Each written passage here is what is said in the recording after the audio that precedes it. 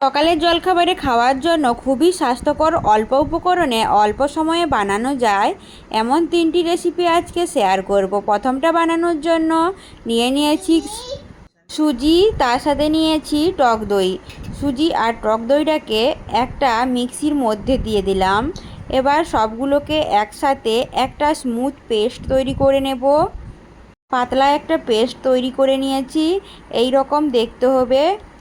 এর সাথে দিয়ে দেব পরিমাণ মতো লবণ, পরিমাণ মতো লবণও দিয়ে দিয়েছি। পেস্টের থিকনেসটা ঠিক এইভাবে হবে, এই রকমভাবে। এখন একটা তাওয়া গরম করে নিয়ে এগুলোকে ধোসার আকারে ভেজে নেব। সহজে এই সুজি আর টক দইয়ের ধোসাটা বানানো যায়, খেতে যেমন দারুণ লাগে আর খুব সহজেও তেমনি বানানো যায়। তাছাড়া স্বাস্থ্যকরও বটে। রুটি পরোটা খেতে ইচ্ছে না করলে এই ধোসাগুলো বানিয়ে খেতে পারেন খুব সহজেই, অল্প সময়ে বানানো যায়। হয়ে গেছে, এখন তুলে নেব। এর সাথে খাওয়ার জন্য একটা নারকেলের চাটনিও বানিয়ে নেব। এর সাথে নিয়েছি নারকেল, কিছুটা বাদাম, কাঁচা লঙ্কা, আদা আর ধনেপাতা, সামান্য একটু তেঁতুল। একটা পেস্ট তৈরি করে নিয়ে তেলের মধ্যে কালো সর্ষে, কারি পাতা, শুকনো লঙ্কা দিয়ে ফোড়ন দিয়ে দিলাম। হয়ে গেছে নারকেলের চাটনিটা।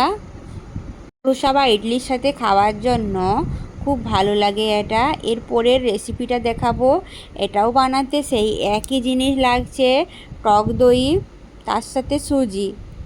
পরিমাণ মতো লবণ নিয়ে এটাও পেস্ট করে নিয়েছি, তবে এটার থিকনেসটা হবে মোটা। এর সাথে দিয়েছি কিছুটা বেকিং পাউডার।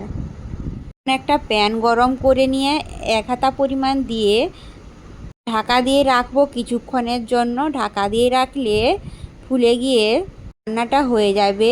হয়ে গেছে, তুলে নেব এখন। এর সাথে খাওয়ার জন্য আবারও একটা গ্রিন চাটনি বানিয়ে নেব, ধনেপাতার চাটনি।